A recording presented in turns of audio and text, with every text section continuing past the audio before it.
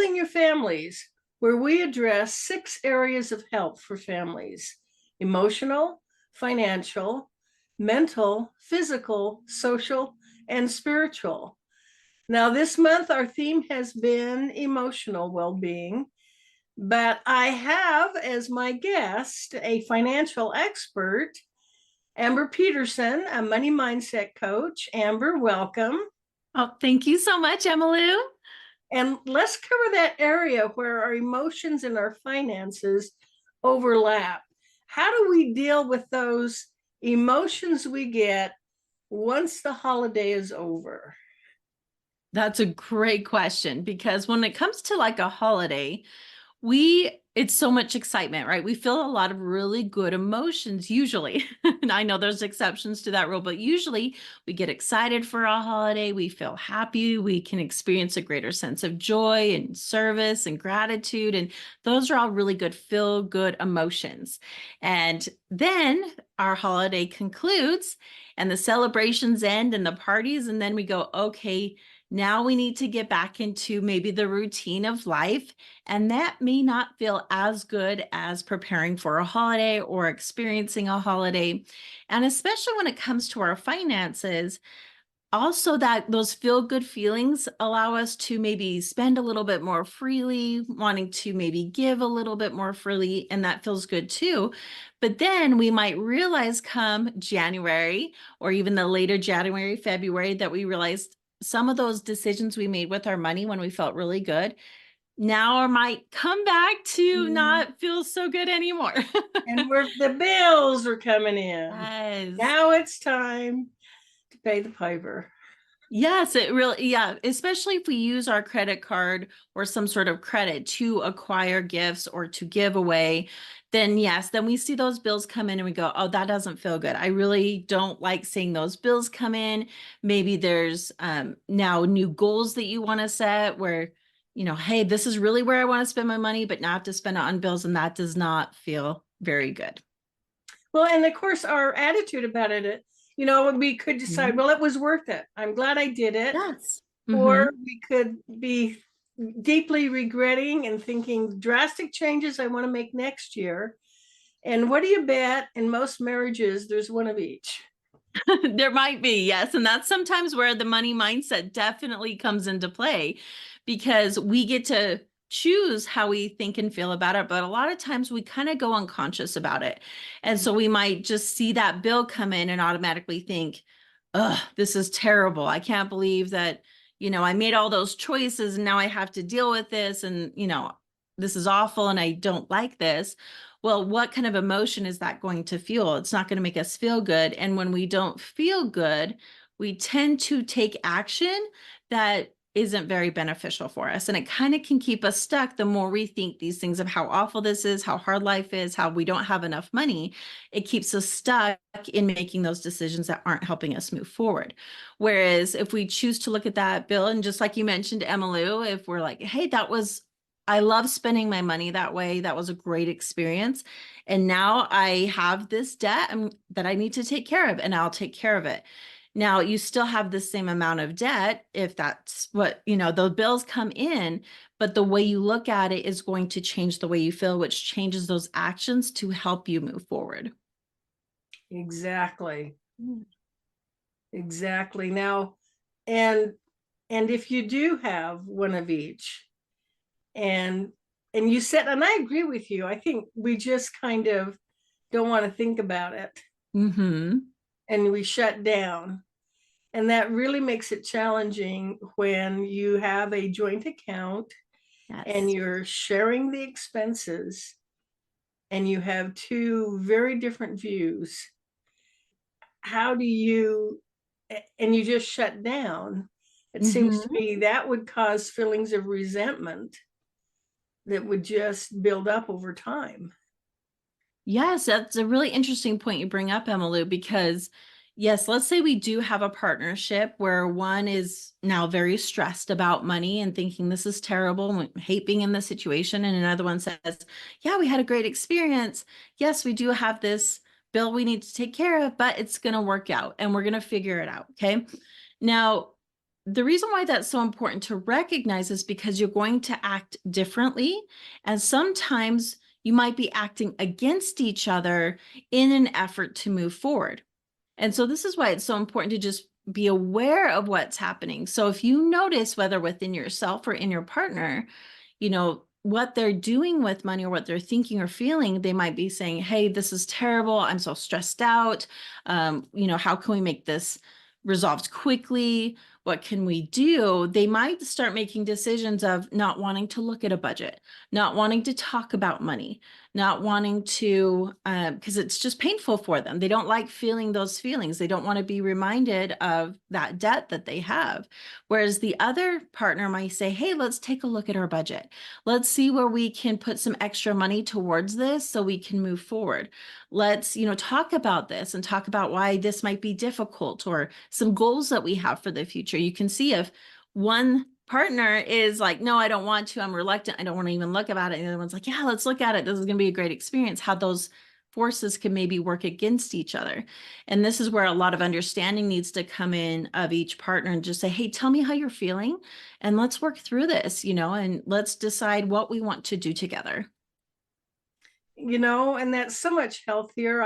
I've seen some cases where they don't openly talk about it, but there's a Yeah. lot of passive aggressive activity. One may be hiding the credit cards, or just trying in some subtle way to control the Yeah. behavior of the other, which really adds to you know the resentment, the Yes. distrust.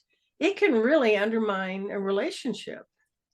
Absolutely. Absolutely. And I think we want control in an effort to control the situation that we have. And a lot of times it just really comes down to wanting to feel, safety and security. A lot of times it just says, I want to feel better about my situation. So we try to control all the elements so we can control if anything bad might happen.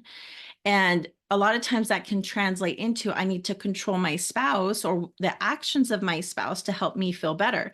Well, unfortunately, we can't control anybody outside of us. As nice as that would be, right? Especially as wives, as maybe moms, we're going, hey, if we could just control the decisions they make, we could help life be better for Oh, them, yes. right? I'll just make your decisions for you. It's fine. And I Yeah. think in any relationship, in accepting that you are the only person you can Yes. control, you Yes. can't control. You can maybe influence by expressing your thoughts and feelings and your desires. Hmm. And that's part of that, what you were talking about, that healthy communication. Let's create this safe environment where we can talk about this, and we're not going to attack each other. Yes. We're going to listen and understand. Yes. That's easier said than done, isn't it? Oh, absolutely. We can talk about it all day long, but going through the action of it can look a little different. And I think one critical step when going into especially a money conversation, because money is very emotional for everybody involved, just because we have so many thoughts and beliefs around money. I mean, just even the situation we're talking about here, maybe having some holiday debt, you and your spouse could have very differing beliefs and feelings about it.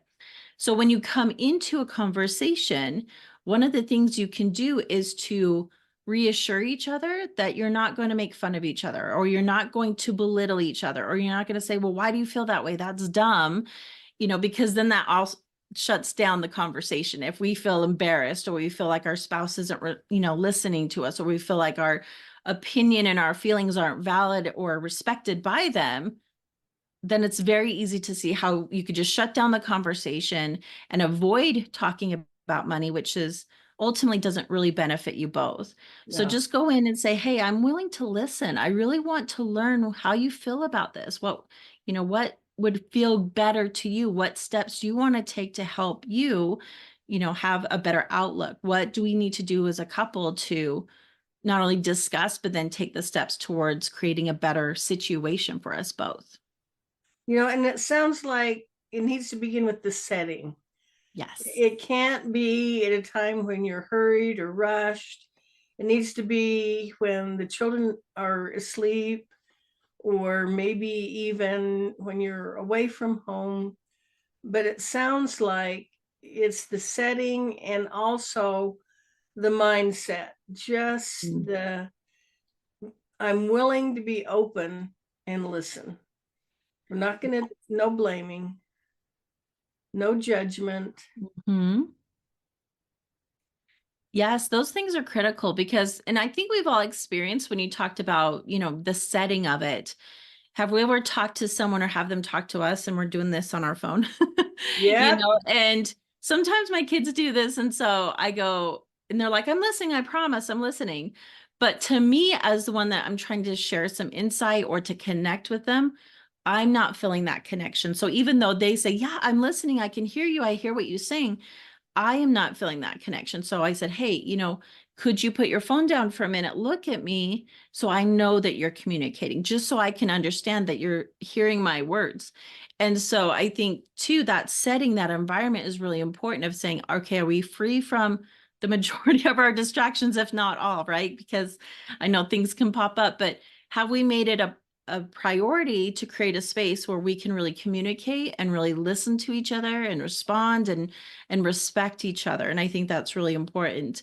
And then the second thing that you said, Emily, was not only the setting, but what you come in Mm. expecting of that conversation, instead of saying, well, you need to change what you do, and you need to do this and that, and I hate the way you spend money, or I hate the way you look at this. It's like, okay, I want to listen. I want to be open to what you're going to say, and let's communicate, understand how each other feel.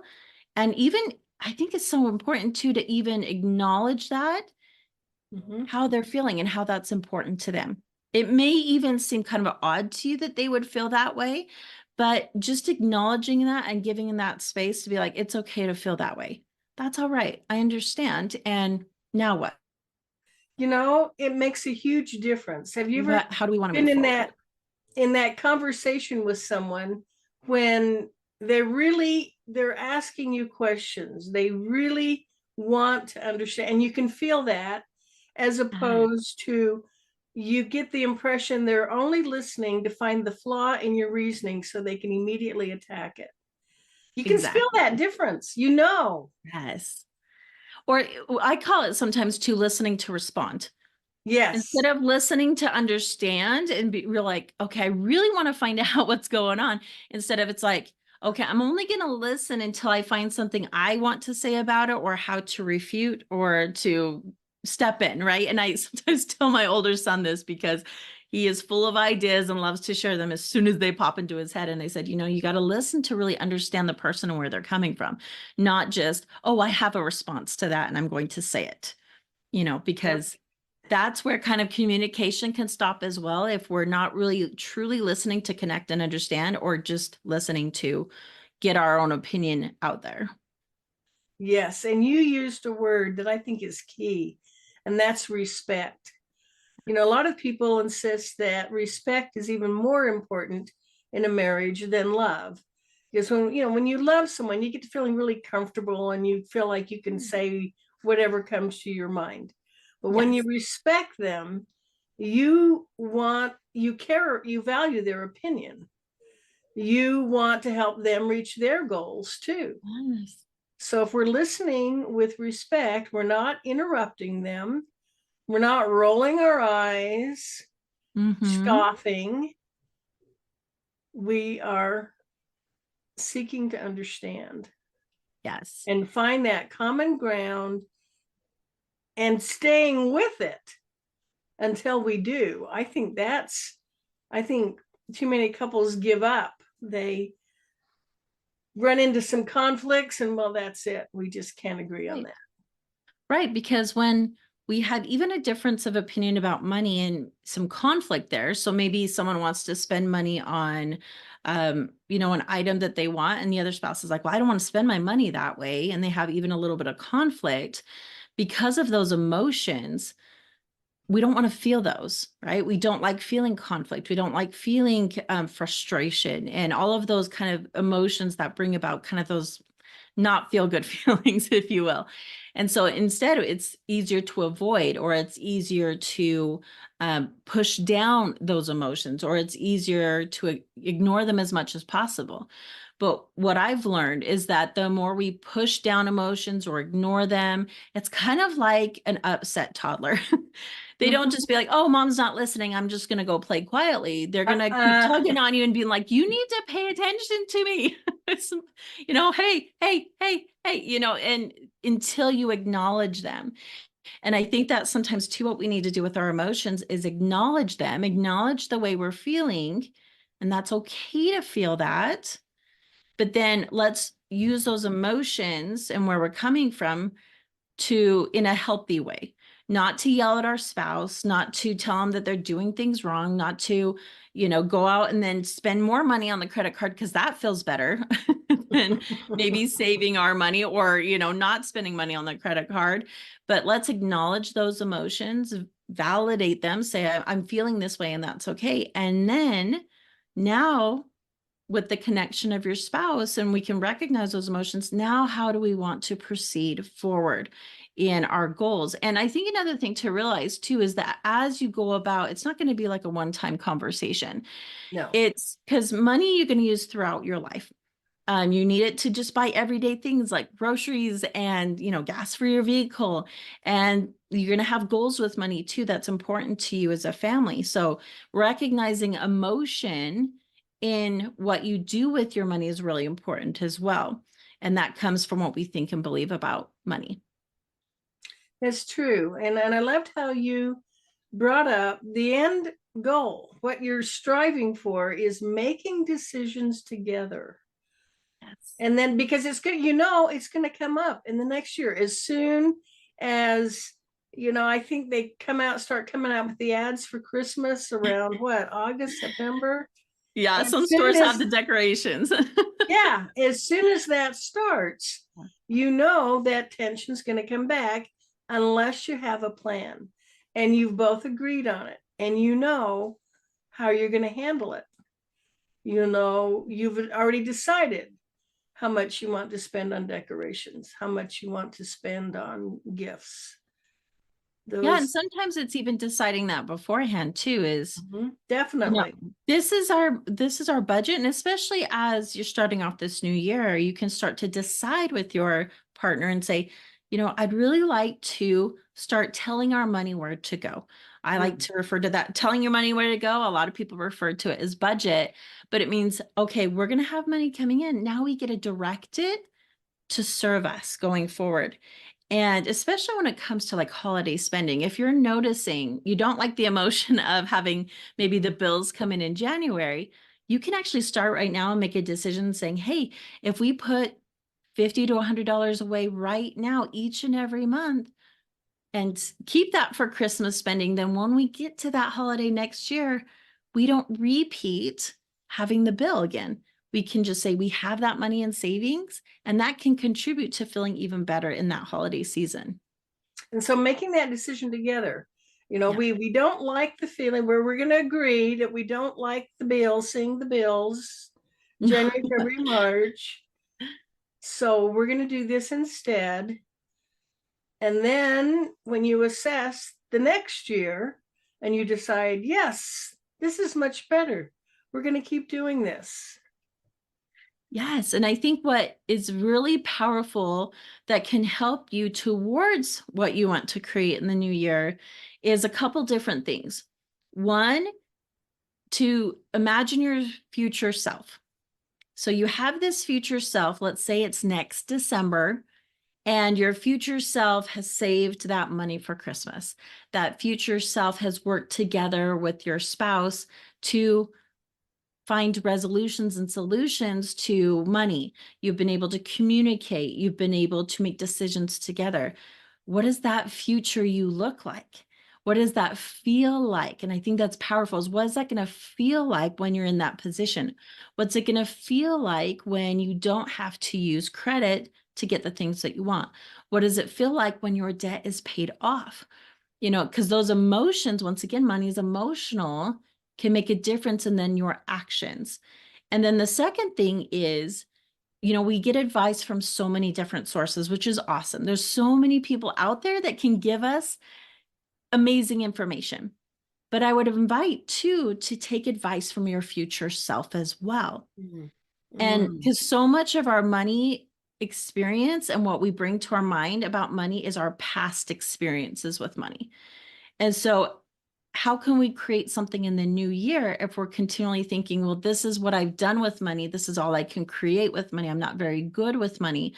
That past thinking is going to give you the past results and just keep repeating that. But if we start to take advice from our future self, so imagine, you in a year who's made these different financial decisions, what advice would she give you? Would she say, it's possible? I can't wait for you to experience this. It feels so good. I promise it's going to change the way you look and think about money. And that's a great thing. And you're going to make great decisions. And I think taking that advice is then going to help you as you make the choices going forward with your spouse to create what you want. So you mentioned taking advice from your future self. Mm-hmm. And just to make sure I understood that correctly, Yeah. so you are imagining that you took this action of telling your money where to go, deciding in advance how to avoid that financial hangover after the Mm-hmm. holidays. And then rather than relying on your past self, what you've done in the past, seek that. I'm trying to picture. So, like, Yeah. imagine yourself in a room with your future self, saying, "So, how does it feel not to have any debt coming in Yeah. after the holidays? What's your advice? What do you recommend?" Yeah, exactly. Because I think once again, I was talking about kind of going on autopilot with the subconscious. We're going to just go back to our old way of thinking because it's easier, it's more efficient. It's Our what we brain, know. yeah. Yeah. And our brain is like, I don't want to consciously think of a new way to think about things. I'm Our just going to subconscious, default. our subconscious hates change. It Just, does just because, yeah, stay the same. because it's that efficiency factor with our brain. It's like, no, we already decided how we're going to feel about money. I don't want to think about that again. But we might see in our past that if we keep thinking I'm no good with money, just as an example, we keep getting results that tell us, we're not very good with money. It- But if we want to change that in the new year, then we can go to our forward self and say, okay, what do I want to create? Well, let's say I want to get out of debt this year, as an example. And you picture yourself 12 months from now being out of debt. And it's kind of like visualizing you in a room with your future self and just being like, yes, what has that been like? Maybe what did you need to do to get here? Is it possible? And I think tapping into that future self can say, yes, it is possible. And this is how our life is different. And this is how we feel. And it feels better. And it's worth the sacrifice along the way to be where we're at today. And you can get here. That's possible. So I think it's just important to accept that we can change our thinking. Yes. Yes. And it's going to take some practice, because we're so used to that autopilot, but that more we think about it's possible. I can make decisions that can lead me to the future I want. I can make good decisions with money. I'm learning how to make good decisions with my money. I'm learning how to communicate with my spouse better about money. We're learning how to work together to create more of what we want. Those type of thoughts then lead to emotions that help us move forward, that kind of motivate us, give us hope, give us more peace about money. And that translates to our actions with money. That is powerful. And Yeah. it, like you said, it takes effort. We have to decide, I don't want this anymore. I am ready to let go of this and move into something that helps me feel better about myself, Yes. about money, about the holidays. Yes. And about communicating with my spouse, about working together. And I think something powerful that just came to my mind too, as you brought that up, Emily, is that so often we look at our past decisions with money and then we beat ourselves up for it. Yep. Waste a lot of time beating ourselves up. We do, because once again, I think we're used to it. That's an automatic response because of what we think, and feel about ourselves with money. But I also think that's not helpful. And we have to really stop. And I think what can really change that response is just recognizing the choice that we made, but instead of beating ourselves up over it, recognizing, taking responsibility and saying, yes, I spent that money. And at the time I spent that money because I wanted to do this in my life, or I wanted to feel this way, or maybe it was because I felt like this was the only route to go. Whatever the choice was, why you made, that spent that money, for example, just take responsibility for it and say, yes, I did that. And then now what do I want to do going forward? So we can kind Yeah. of skip the shame. We don't need that negative feeling because that keeps us stuck, but we can say, okay, yes, I take responsibility for that. I understand that. Now, what do I want to do going forward? Let's remember the only thing we can do with the past is learn from it. We can't change it. Yes. Yes, We can just learn from it and move exactly. forward. Yes, yes, yes, yes. So, looking at our past self and beating her up and saying she's terrible with money and saying that she'll never be good with money, that I don't see any benefit to that whatsoever. But yet it tends to be a very common response, because I think Yeah. too, we feel like, okay, if I tell myself I did something wrong and beat myself up for it, somehow that's going to translate to better actions so I can feel better later and be better. Well, I haven't seen really anybody that can beat Haven't themselves up and then lead to lasting, you know, better decisions and creating it's something better in their it's lives. the better choices that lead to the improvement. Yeah, and the better choices come from how we feel and come from what we think and believe. Yes. So let's kind of stop the guilt train or the shame train Uh, and just say, I recognize I made that choice. And I understand that maybe I was under stress when I made that choice, or maybe I thought it would make me feel better if I made this choice. That's okay. I forgive myself for that. And now I still have this circumstance where maybe I have some debt. Now I'm going to make this choice because I know that's going to help me as I move forward. So I recognize that, I forgive me, and I'm going to make new choices to create a new set of growth and circumstances that I want. this is such a key, important area for families coming together and getting on the same page with their money. So I'm really excited that I had the opportunity to collaborate with you and write an ebook. Can we talk? Let's talk Yes. about that.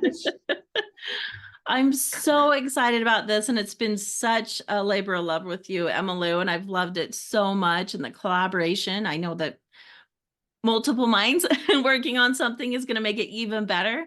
And so, yes, we created an ebook called Discovering Your Money Mindset. And it just helps you kind of recognize and become aware and understand of what you're thinking and believing about money. And you get to decide if that's going to serve you going forward. And if not, then you can decide, okay, what do I want to change? And am I willing to change to make that happen? And I think this is a great exercise for you and your partner, just in that discovery phase of, okay, what do we really think and believe about money? And is that helping us move forward in creating the life that we want? And so, because we want everybody to benefit, we made it as a complimentary ebook. We want everyone to be able to access this, because we know when you think and believe in a way that serves you with money, you're going to feel better about money and take the action steps to create what you want with your money. I love that. I Yeah. love that. So there's the link. Just go to that link and get your free copy of this ebook. And we also created a Facebook page. Mm-hmm. So, a place where we can share our experiences and motivate each other, not only in all 6 areas Yes. of health, but you're our group expert on finances, how we can have a much more positive money mindset, have a positive relationship with money. Not too often we have a rather negative we either think it's the root of all evil, or there's not enough of it, or we you know, we do a lot of unhealthy things. Yeah. And Our sometimes, once relationship with again, money. that's could be just what we were taught. And maybe that's not only what we were taught, but then we just have some experiences that maybe solidify some of those beliefs for us. And then we run on autopilot. So it might be just like, we just have to recognize it and then decide what we want to do with it. So, once again, don't beat yourself up if you have a mindset that isn't serving you, but now's the time to discover it and say, how do I want to make this different so I can make the decisions moving forward that's going to change our life for the better. Exactly. Learn from the past and make the future better, brighter. I Yes. love it. Okay, so now you have a show on Win-Win Women on Fridays. Yes, Fridays at 1 p.m. Mountain Standard Time. It's called Mamas and Money. I would love for anyone to come in there and really learn more about money and their money mindset. And of course, if you're familiar with any of these shows, we love to do the Q&A after we're done recording, because we really want to answer your questions. So definitely come with your questions too, and we can get those answered for you. And remember, Mamas and Money, because that's you have a Facebook page, Instagram. Just remember Mamas and Money and Amber Peterson, and you'll get expert information Yes, on making friends with money. yes, because we want you to have the best relationship with money that's going to serve you going forward. And also the group that you mentioned, Emily, was strengthen you and strengthen your family. We go into that 6 areas of family, things that we want to work on to make our families stronger. And we want you to come there and learn again. Of course, you have these shows and different resources, but we really want to support you in what you're doing to support your family. And these 6 areas, they overlap in many ways, but all 6 need to be addressed to have that fully functioning, healthy family. Absolutely. Absolutely. And I know when we work on these areas, we're going to create more abundance in our lives. We're going to create more peace, more joy, more satisfaction. And, at the end of the day, we all want to feel better. We all want to feel more peace, more joy, more contentment, more fulfillment, more connection with those that we love. And this is the way to do it. It is indeed. So, Amber, thank you so much for joining me. I love talking to you. Me too. And for my audience, join me again next week at the same time.